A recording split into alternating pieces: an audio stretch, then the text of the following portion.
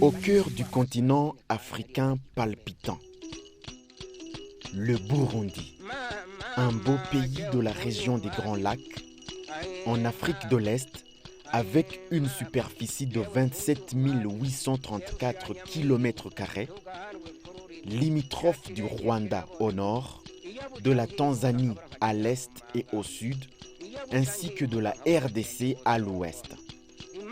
Profitez du climat doux, équatorial et tempéré, avec peu de variations de température au cours de l'année. Le Burundi est avant tout attractif et offre aux voyageurs une riche curiosité touristique. Le pays se dote de toute une série de parcs nationaux et réserves naturelles visant à préserver la faune et la flore.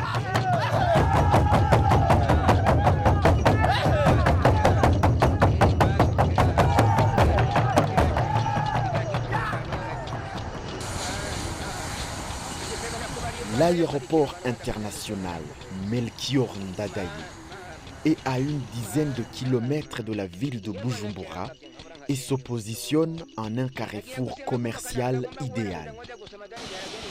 Avec des vols quotidiens grâce aux compagnies aériennes Kenya Airways, Ethiopian Airlines, Brussels Airlines, Rwandair et bien d'autres.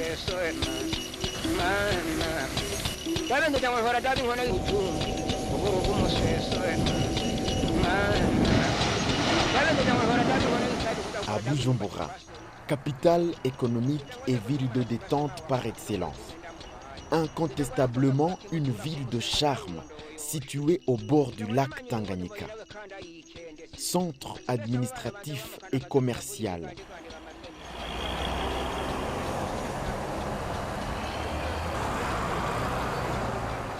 Ne manquez pas de découvrir nombreux monuments.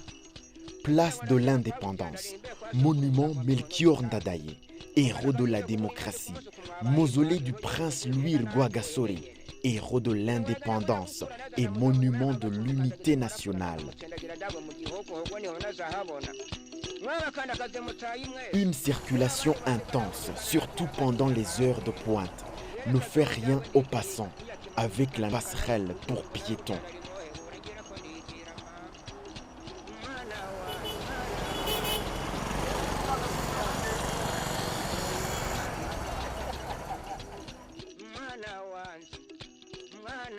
Le musée vivant est à la fois un espace de loisirs, de conservation de la nature, de la culture et de la production artisanale. Un reptilarium abritant une variété de serpents répertoriés au Burundi et dans la région des Grands Lacs est un aquarium avec quelques espèces rares de poissons vivant dans le lac Tanganyika, ainsi que les bassins où se délassent les crocodiles.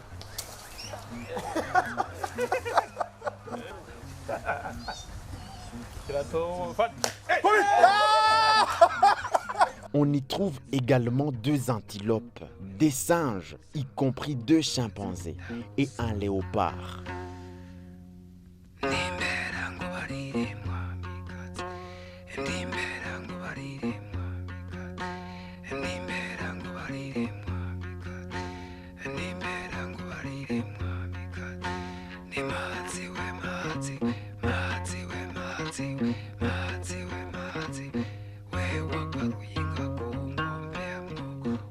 Ne tardez pas à savourer la beauté du lac Tanganyika, l'un des plus grands au monde. Il constitue une étape incontournable, facilement accessible depuis la capitale économique, Bujumbura. Il est le 2e plus grand lac africain, après le Victoria, et le 2e plus profond au monde, après le lac Baïkal. Ces plages regorgent de nombreux hôtels, dont l'hôtel Club du lac Tanganyika, l'hôtel Royal Palace. Ce mythique lac, long de 800 km et large de 50 km en moyenne, draine un bassin de 220 000 km² environ et se présente comme le plus grand réservoir d'eau douce en Afrique. Le lac renferme une faune très riche, dont notamment 250 espèces de poissons, plus de 145 espèces non cyclidées et des invertébrés, dont 60 espèces de gastéropodes et bien d'autres, ce qui en fait un véritable lieu d'évasion, de sport nautique et de pêche qui nous invite à la détente.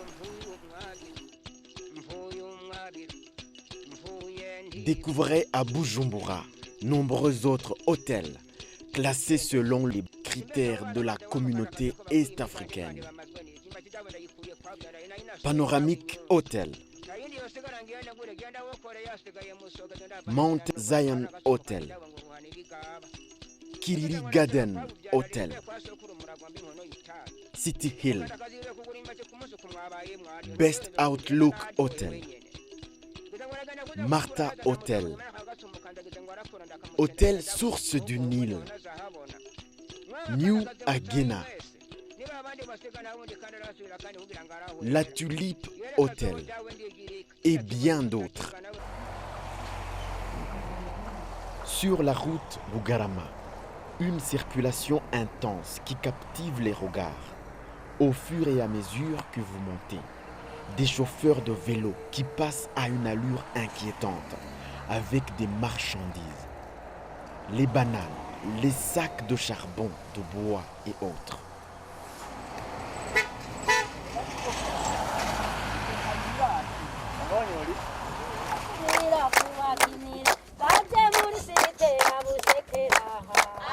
Les Batois, peuple autochtone, présentent une diversité culturelle et un mode de vie unique du Burundi traditionnel. Un peuple qui vit grâce à la poterie, la forge et la chasse, combinant à la fois leur savoir-faire et la conservation de la culture précoloniale.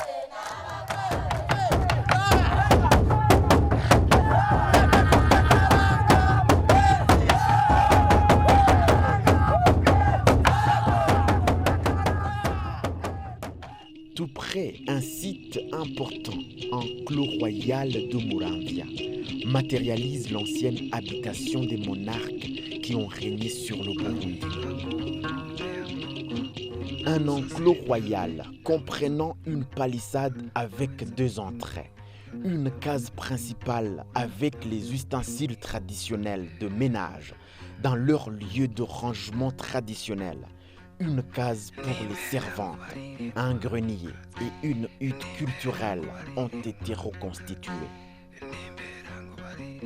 Un théâtre de verdure destiné aux manifestations et rencontres culturelles a été aménagé avec une arène et des gradins aux alentours. Kiganda était une ancienne capitale royale à l'époque du roi Mwezi Gisabo, 1852-1908. Dans l'histoire du Burundi, les rois ne perdaient jamais la guerre et se battaient jusqu'à la mort. C'est donc à Kiganda où fut signé le 6 juin 1903 entre le roi Mwezi Gisabo et le résident allemand Robert von Bering, le traité reconnaissant la colonisation allemande au Burundi. Nous y trouvons 4 pavillons d'affichage contenant les informations relatives aux principales valeurs de la société burundaise, les principaux événements du règne de Mwezi Gisabo, le traité de Kiganda proprement dit, et enfin la mémoire des vieux Burundais au sujet de cet événement du 6 juin 1903 qui a abouti à la perte de l'indépendance et de la souveraineté du pays.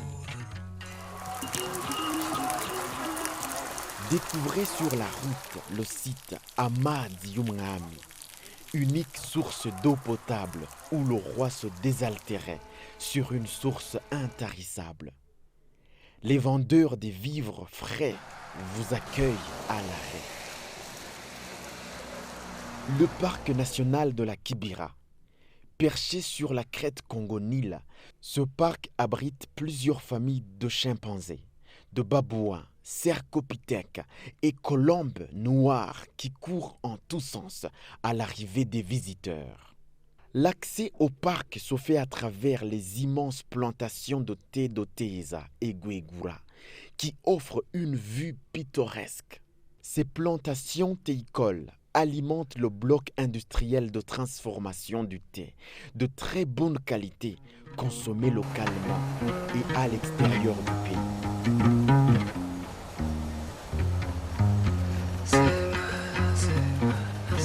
Le mont Vanga constitue un immense monument naturel permettant à la fois des randonnées et des découvertes des réalités historiques de ce site. Vanga, signifiant littéralement « mont des secrets », se présente comme un vieux sanctuaire du tambour Nyabuboro, tambour de la paix.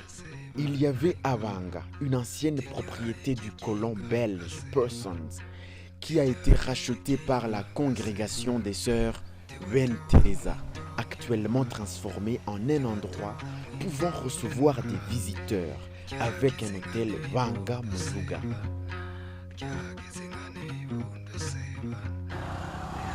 Ngozi, dans la vallée de Viegwa, un aménagement touristique a été réalisé. C'est un luxuriant hôtel, Inarunyonga Museum Hotel, ayant l'aspect d'un rougo traditionnel pour valoriser le personnage légendaire d'Inarunyonga, femme de fer qui a défendu ses droits de façon irritante et qui ne se laissait jamais faire. Dans la même ville d'Ngozi, visitez également de bons hôtels comme Hôtel Ruhuka, Hôtel des Plateaux, Winners Hotel et bien d'autres.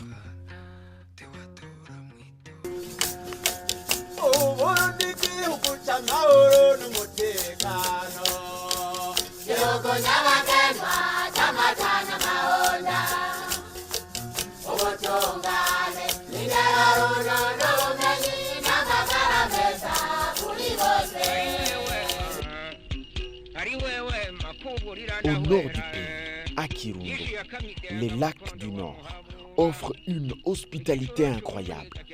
Le lac Gwihinda, ou le lac aux oiseaux, est un véritable sanctuaire pour les oiseaux migrateurs qui viennent s'y reproduire.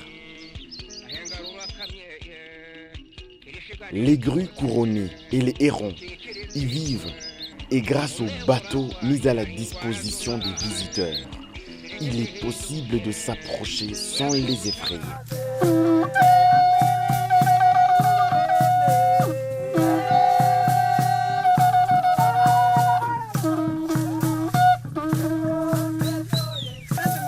Découvrez également l'hôtel des vacances situé à Kigozi, près du lac Chohoha, où un accueil chaleureux vous est réservé. Cette région naturelle de Wugesera est spécifique pour la danse guerrière Inore. Les jeunes danseurs habillés au peau de léopard exécutent une danse synchronisée au rythme des coups de pied, battant et martelant le sol avec élégance. La danse Inore reste une danse folklorique fascinante qui se transmet de génération en génération.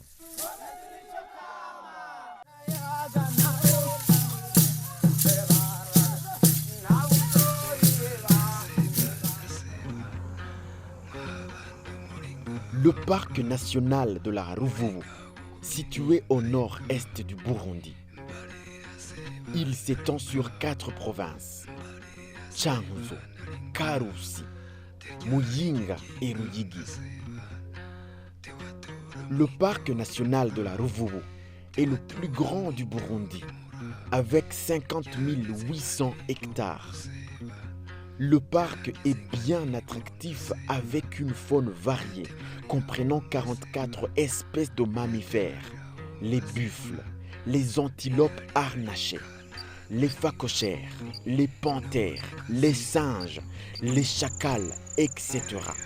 On y trouve également des hippopotames et des crocodiles assez abondants dans la rivière qui lui a donné son nom.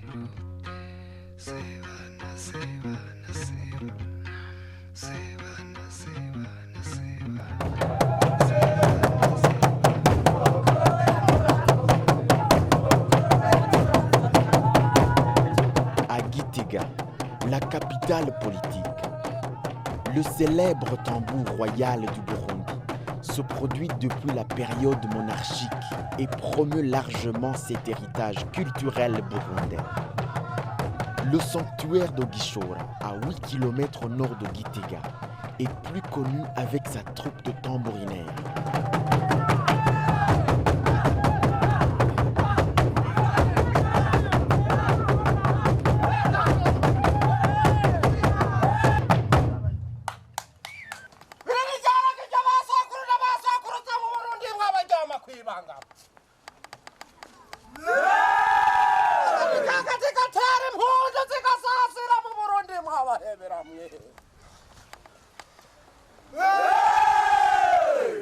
Célèbre au monde entier de par ses performances sonores et gestuelles des tambourinaires à Batimbo.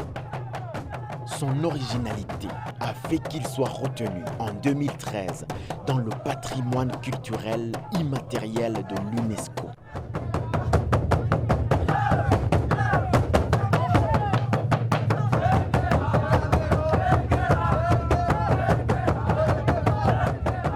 C'est dans la capitale politique où se trouve le musée national de Gitega. Créé en 1955 sous la tutelle belge, il fut baptisé musée du roi Ngambutsa IV, Bangiricheng, et sera appelé musée national par la Première République en 1966. Son style architectural lui donne l'apparence d'un monument antique et cadre bien avec sa fonction de présenter les arts et traditions populaires des Burundais. Découvrez